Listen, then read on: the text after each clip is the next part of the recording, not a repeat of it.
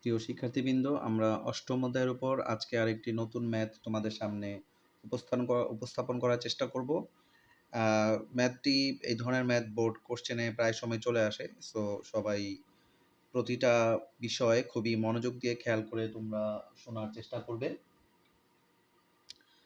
আশা করি তোমরা বুঝতে পারবে। তো এখানে দেখো আমাদের অঙ্কের যে মূল তথ্য বা উদ্দীপক যেটা উল্লেখ করেছে আমরা একটু পড়ার চেষ্টা করব। এখানে বলা হচ্ছে সামিয়া কোম্পানি ৭ লক্ষ টাকা মূল্যের একটি নতুন মেশিন ক্রয়ের বিবেচনা করছেন। উনি ৭ লক্ষ টাকা দিয়ে একটি নতুন মেশিন ক্রয় করার কথা চিন্তাভাবনা করছেন। তো এখানে মূলত অ্যাকচুয়ালি বিনিয়োগটা যে আমাদের সবসময় বিনিয়োগ নামেই লেখা থাকবে তা না। এরকম যদি আমরা দেখি যে স্থায়ী মূলধনে বা স্থায়ী সম্পত্তিতে টাকা খাটানোর কোনো কথাবার্তা উল্লেখ রয়েছে, তাহলে বুঝতে হবে এটা আমাদের অবশ্যই বিনিয়োগকে বোঝানো হচ্ছে। তো স্থায়ী সম্পত্তিতে ক্রয় বা স্থায়ী সম্পত্তিতে বিনিয়োগের কথাবার্তা বললেও আমরা সেটাকে বিনিয়োগ হিসেবে চিহ্নিত করব। কোম্পানির মূলধন ব্যয় 10%, কর্পোরেট করের হার 40%। মেশিনটি ব্যবহারের মাধ্যমে আগামী 5 বছর নিম্নলিখিত হারে কর পূর্ব নগদ আন্তঃপ্রবাহ আশা করা যাচ্ছে। তো অঙ্কের আমাদের মূল যেই তথ্য যেটি আমাদের উল্লেখ রয়েছে সেটি হচ্ছে কর পূর্ববর্তী নগদ আন্তঃপ্রবাহ। এটা আমাদের খুব মনোযোগ দিয়ে খেয়াল করতে হবে। তো আমাদের এখানে কিন্তু কর পরবর্তী নগদ আন্তঃপ্রবাহ উল্লেখ নেই। শিক্ষার্থীরা আমাদের মনোযোগ দিয়ে দেখতে হবে, এখানে উল্লেখ রয়েছে কর পূর্ব নগদ আন্তঃপ্রবাহ। তো দেখি আমাদের প্রশ্নে কি তারা চেয়েছে। গ নং প্রশ্নে তারা আমাদেরকে বলছে উদ্দীপকে বর্ণিত মেশিনটির গড় উপার্জন হার কত। গড় উপার্জন হার মানে হচ্ছে গড় নিট মুনাফার হার আমাদেরকে নির্ণয় করতে বলা হচ্ছে। এবং ঘ নং প্রশ্নে বলা হচ্ছে নিট বর্তমান মূল্যের আলোকে মেশিনটি ক্রয়ের বিষয়ে কোম্পানির সিদ্ধান্ত কী হওয়া উচিত বিশ্লেষণ করো। মানে নিট বর্তমান মূল্য নির্ণয়ের মাধ্যমে এখানে প্রতিষ্ঠানের বিনিয়োগ সিদ্ধান্ত সম্পর্কে মূল্যায়ন করতে বলা হচ্ছে। তো শিক্ষার্থীরা খেয়াল করে দেখবে এখানে আমাদের গড় উপার্জন হার মানে হচ্ছে গড় নিট মুনাফার হার, যেটি করতে আমাদের প্রয়োজন হবে নিট মুনাফা বা কর পরবর্তী নিট মুনাফা, এবং নিট বর্তমান মূল্য যেটি করতে আমাদের প্রয়োজন হবে নগদ আন্তঃপ্রবাহ বা কর পরবর্তী নগদ আন্তঃপ্রবাহ। তো এখানে প্রশ্নে কিন্তু আমাদের কর পরবর্তী নিট মুনাফাও উল্লেখ নেই, পাশাপাশি আমাদের কর পরবর্তী নগদ আন্তঃপ্রবাহ কিন্তু উল্লেখ নেই। এখানে আমাদের উল্লেখ রয়েছে কর পূর্ব নগদ আন্তঃপ্রবাহ। তাহলে এখন এই কর পূর্ব নগদ আন্তঃপ্রবাহকে আমার নিট মুনাফা এবং কর পরবর্তী নগদ আন্তঃপ্রবাহ বানাতে হবে। আর আরেকটি বিষয় তোমরা খেয়াল রাখবে, কর পূর্ব নগদ আন্তঃপ্রবাহের আরেক নাম হচ্ছে অবচয় ও কর পূর্ব মুনাফা।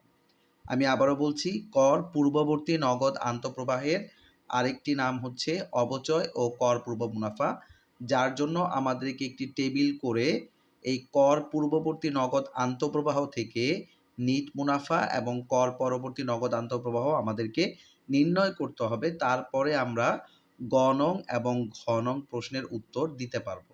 তো দেখি আগে আমরা টেবিলের সমাধানটি দেখি। তো আমি আবারও বলে নিচ্ছি, কর পূর্ব নগদ আন্তঃপ্রবাহ এবং অবচয় ও কর পূর্ব মুনাফা একই কথা, এটি তোমরা সবসময় মনে রাখবে। তো দেখি আমরা কর পূর্ব নগদ আন্তঃপ্রবাহকে কিভাবে অবচয় ও কর পূর্ববর্তী নগদ আন্তঃপ্রবাহ অথবা অবচয় ও কর পূর্ব মুনাফাকে কিভাবে আমরা নিট মুনাফা বা কর পরবর্তী নগদ আন্তঃপ্রবাহতে রূপান্তর করতে পারি। চলে আসি আমরা আমাদের টেবিলের সমাধানে।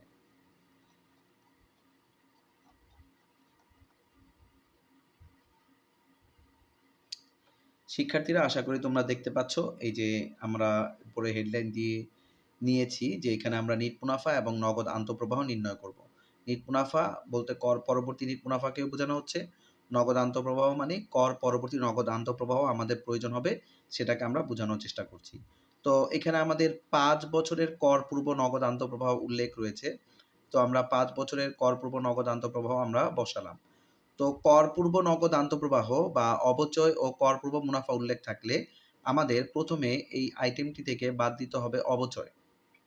আমি আবারও বলছি, কর পূর্ব নগদ আন্তঃপ্রবাহ অথবা অবচয় ও কর পূর্ব মুনাফা উল্লেখ থাকলে আমাদের প্রথমেই বাদ দিতে হবে অবচয়। একেবারে প্রথম ক্লাসে আমরা তোমাদের যে টেবিলগুলো এই অঙ্কে ব্যবহার করা হবে সেইগুলো কিন্তু তোমাদের দেখানোর চেষ্টা করেছি। ওই জায়গাগুলো তোমরা আগে একটু দেখে এসে তারপরে এই অঙ্কের সমাধানটা নিতে পারো। তারপর আমি বারবার বলছি তোমরা একটু জায়গাগুলো খেয়াল করে দেখবে। তো প্রথমেই আমরা অপচয় বাদ দিব। অপচয় আমাদের যেহেতু উল্লেখ নেই, তাই আমরা এই সূত্রের মাধ্যমে অপচয় নির্ণয় করেছি যে বিনিয়োগ আমাদের ৳৭,০০,০০০ ছিল মাইনাস এই অঙ্কে আমাদের কোনো ভগ্নাবশেষ মূল্য ছিল না 0 এবং আয়ুষ্কাল আমাদের ৫ বছর। তাই ৫ দিয়ে ভাগ হবে। মানে ৫ বছরের তথ্য যেহেতু এখানে উল্লেখ রয়েছে। তো এখানে আমাদের ৭,০০,০০০ থেকে 0 মানে কোনো ভগ্নাবশেষ মূল্য যেহেতু নেই, তার মানে ৫ দিয়ে ভাগ করলে আমাদের প্রত্যেক বছরের অপচয় চলে আসছে ৳১,৪০,০০০ করে। তো কর পূর্ব নগদ আন্তঃপ্রবাহ থেকে অপচয় বাদ দিলে আমরা যে আইটেমটা পাবো তার নাম হচ্ছে কর পূর্ব মুনাফা। এটি আমরা লিখলাম বিয়োগ করে। দেন আমরা কর বাদ দিব। কর আমাদের এখানে প্রশ্নে উল্লেখ রয়েছে 40%। তো যেহেতু আমাদের প্রথম বছর কোনো কর পূর্ব মুনাফা হয়নি, তাই এর উপর কোনো করও ধরা যাবে না। দ্বিতীয় বছর থেকে আমরা কর ধার্য করছি এবং যেই কর পূর্ব মুনাফা আমাদের নির্ণয় করেছি তার উপর 40% করে আমরা এখানে বসাচ্ছি। এটার উপর ১,৮০,০০০ ছিল, তার উপর 40% করলে আমাদের ৭২,০০০ আসবে। তো এইভাবে যেই কর পূর্ব মুনাফাগুলো রয়েছে তার উপর 40% করে বসালে এখানে আমাদের করের অ্যামাউন্টটি চলে আসবে এবং এই কর পূর্ব মুনাফা থেকে আমরা এই কর বাদ দিলে আমরা যে আইটেমটি পাবো তার নাম হচ্ছে আমাদের কর পরবর্তী নিট মুনাফা। কর পরবর্তী নিট মুনাফা। সো কর পূর্ব মুনাফা থেকে কর বাদ দিলে আমরা যে আইটেমটি পাচ্ছি তার নাম হচ্ছে কর পরবর্তী নিট মুনাফা। তো এইভাবে আমরা আমাদের কর পরবর্তী নিট মুনাফা পেলাম। এখন এই কর পরবর্তী নিট মুনাফার সাথে আমরা যদি আমাদের অপচয়কে যোগ করি, অপচয় এবং পাশাপাশি ভগ্নাবশেষ মূল্য। আমি আবারও বলছি, কর পরবর্তী নিট মুনাফার সাথে যদি আমরা অপচয় এবং ভগ্নাবশেষ মূল্যকে যোগ করি, তাহলে আমাদের কর পরবর্তী নগদ আন্তঃপ্রবাহ আমরা পেয়ে যাব। তো শিক্ষার্থীরা, আমাদের এই অঙ্কে যেহেতু কোনো ভগ্নাবশেষ মূল্যের উল্লেখ নেই, সো আমরা এখানে ভগ্নাবশেষ মূল্যটা যোগ করতে পারবো না। আমাদের শুধুমাত্র অপচয়টি যোগ করলেই হবে এবং প্রত্যেক বছর আমরা অপচয়টিকে যোগ করব। তো অপচয়টিকে যোগ করলে দেখা যাচ্ছে আমাদের প্রত্যেক বছর ৳১,৪০,০০০ করে আমাদের অপচয় এসেছে। তো প্রত্যেক বছর ৳১,৪০,০০০ করে আমরা এই কর পরবর্তী নিট মুনাফার সাথে অপচয় যোগ করলে দেখা যাচ্ছে আমাদের কর পরবর্তী নগদ আন্তঃপ্রবাহ এভাবে আমরা পেয়ে গেলাম। এই অ্যামাউন্ট, অপচয়ের অ্যামাউন্টটি আমাদের নিট মুনাফার সাথে যোগ করলে আমাদের এখানে কর পরবর্তী নগদ আন্তঃপ্রবাহ চলে আসলো। তো আমাদের যে কাঙ্ক্ষিত দুইটা জিনিস আমাদের প্রয়োজন ছিল, একটা ছিল আমাদের কর পরবর্তী নিট মুনাফা এবং আরেকটি ছিল আমাদের কর পরবর্তী নগদ আন্তঃপ্রবাহ, যে দুটো আমরা পেয়ে গেলাম। এখন আমরা আমাদের প্রশ্নে যাই যে আমাদের প্রশ্নে কি চেয়েছে।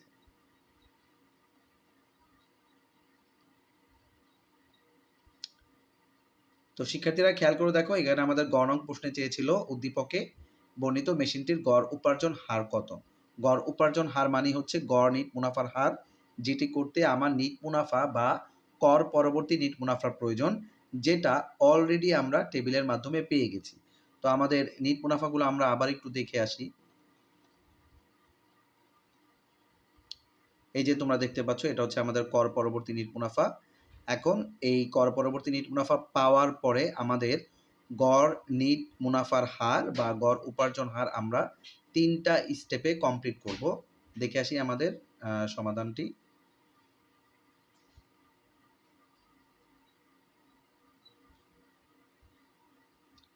হ্যাঁ শিক্ষার্থীরা, এই যে দেখতে পাচ্ছ তোমরা, এখানে আমাদের ৩টা স্টেপ। প্রথমে আমরা লিখেছি গড় নিট মুনাফা, প্রথম স্টেপ। তো গড় নিট মুনাফাটা আমরা কিভাবে বের করব? আমাদের যে নিট মুনাফাগুলো আমরা পেয়েছি সেই নিট মুনাফার যোগফল আমাদের উপরে বসাতে হবে। দেন আমরা আয়ুষ্কাল দিয়ে ভাগ করব।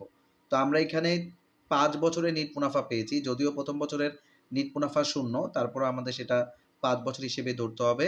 তো আমরা ৫ বছরের নিট মুনাফা উপরে বসালাম, বসিয়ে যেহেতু আমাদের এখানে ৫ বছর দেওয়া আছে তাই আমাদেরকে আয়ুষ্কাল ৫ হিসেবে ধরতে হবে। তো ৫ বছরের নিট মুনাফা যোগ করার পরে ৫ দিয়ে ভাগ করলে আমরা যেই অ্যামাউন্টটি পাই সেটি হচ্ছে ৳৬০,০০০। এরপরে চলে যাব আমরা আমাদের দ্বিতীয় স্টেপ। আমাদের দ্বিতীয় স্টেপটি হচ্ছে গড় বিনিয়োগ। তো আমাদের গড় বিনিয়োগ বের করার সূত্রটি কি?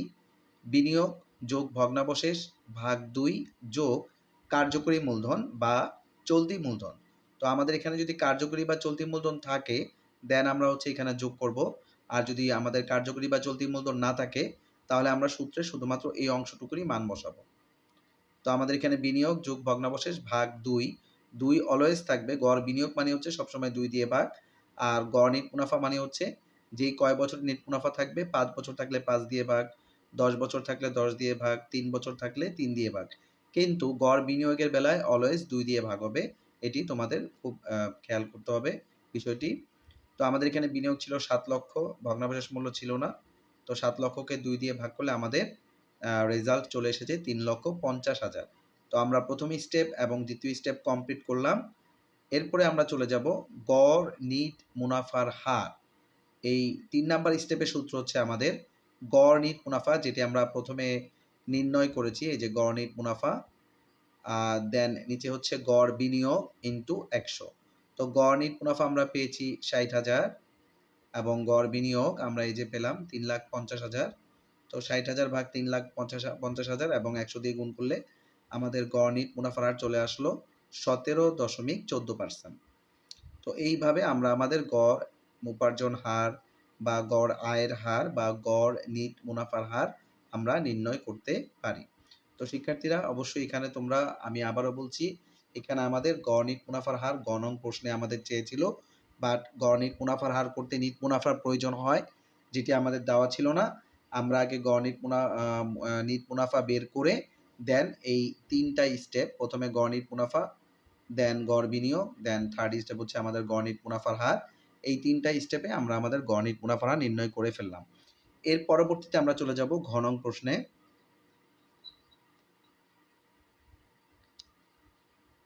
তো শিক্ষার্থীরা দেখতে পাচ্ছ আমাদের ঘ নং প্রশ্নে কি চাচ্ছে, আমরা একটু পড়ি। নিট বর্তমান মূল্যের আলোকে মেশিনটি ক্রয়ের বিষয়ে কোম্পানির সিদ্ধান্ত কি হওয়া উচিত বিশ্লেষণ করো। তার মানে এখানে নিট বর্তমান মূল্য নির্ণয়ের মাধ্যমে তোমাকে বিনিয়োগ সিদ্ধান্ত দিতে বলা হচ্ছে। তো অবশ্যই তুমি নিট বর্তমান মূল্য বের করবে, কিন্তু নিট বর্তমান মূল্য বের করতে অবশ্যই আমার কর পরবর্তী নগদ আন্তঃপ্রবাহ প্রয়োজন হবে। প্রশ্নে কিন্তু আমার কর পরবর্তী নগদ আন্তঃপ্রবাহ উল্লেখ নেই, যেটি অলরেডি আমরা টেবিল করে বের করে ফেলেছি। আমাদের কর পরবর্তী নগদ আন্তঃপ্রবাহগুলো আমরা এক ঝলকে একটু দেখে নেই। এই যে দেখতে পাচ্ছ, এটি হচ্ছে আমাদের কর পরবর্তী নগদ আন্তঃপ্রবাহ, যেটি আমরা নির্ণয় করেছি। এখন এই কর পরবর্তী নগদ আন্তঃপ্রবাহ দিয়ে আমরা আমাদের নিট বর্তমান মূল্য নির্ণয় করব। ১,৪০,০০০, ১,৮৮,০০০, ২,৪৮,০০০, ২,৩৬,০০০ এবং আবার ১,৮৮,০০০ অ্যামাউন্টগুলো একটু মনে রাখবে তোমরা। এখন আমরা চলে যাই আমাদের নিট বর্তমান মূল্যের সূত্রে। যেহেতু এখানে আমাদের নগদ আন্তঃপ্রবাহগুলো অসমান, মানে একেক বছর একেক রকম নগদ আন্তঃপ্রবাহ আমরা নির্ণয় করেছি, তাই আমাদের নিট বর্তমান মূল্যের অসমানের সূত্রটি প্রয়োগ করতে হবে। এটি হচ্ছে আমাদের নিট বর্তমান মূল্য এনপিভি অসমানের সূত্র। CF1 1 যোগ i পাওয়ার 1 প্লাস CF2 1 যোগ i পাওয়ার 2 মাইনাস NCO বলতে এখানে বিনিয়োগটাকে বোঝানো হচ্ছে। তো এই হচ্ছে আমাদের নগদ প্রবাহগুলো, যেটা আমরা টেবিল থেকে অলরেডি পেয়েছি। ১,৪০,০০০, ১,৮৮,০০০, ২,৪৮,০০০, ২,৩৬,০০০ এবং ১,৮৮,০০০ এবং মাইনাস NCO ছিল আমাদের, বিনিয়োগ ছিল আমাদের ৭ লক্ষ টাকা মাইনাস ৭ লক্ষ। তো এই যে আমরা ক্যালকুলেশন করে যেটা আমরা অলরেডি একটি ক্লাসে তোমাদেরকে ডিটেইলস দেখিয়ে দিয়েছি যে তোমরা কিভাবে ক্যালকুলেশন করবে। তো এখন আমরা অতটা ডিটেইলস দেখাচ্ছি না। জাস্ট তোমরা আশা করি বুঝতে পারবে। তো এইভাবে আমাদের এই প্রত্যেকটি নগদ প্রবাহকে, এখানে আমাদের মূলধন ব্যয় 10% উল্লেখ ছিল 0.10। প্রত্যেকটি নগদ আন্তঃপ্রবাহকে আমরা মূলধন ব্যয় দিয়ে বাট্টাকরণ করলে আমাদের এই রেজাল্টগুলো চলে আসছে এবং এগুলো সবগুলোকে যোগ করার পরে আমাদের এই যোগফল থেকে ৭ লক্ষ বিয়োগ করলে দেখা যাচ্ছে আমাদের নিট বর্তমান মূল্য যেটি এসেছে সেটি হচ্ছে ধনাত্মক। নিট বর্তমান মূল্য আমাদের ধনাত্মক এসেছে। আমাদের নিট বর্তমান মূল্য ধনাত্মকও আসতে পারে, ঋণাত্মকও আসতে পারে।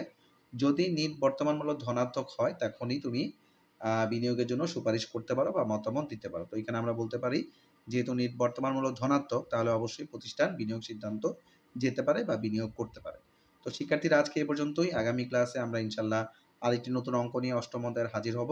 সবাই অবশ্যই আমার চ্যানেলে সজাগ থাকবে এবং দেখার চেষ্টা করবে অঙ্কগুলো।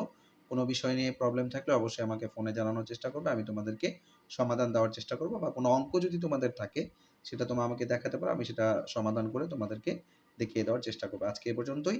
আসসালামু আলাইকুম।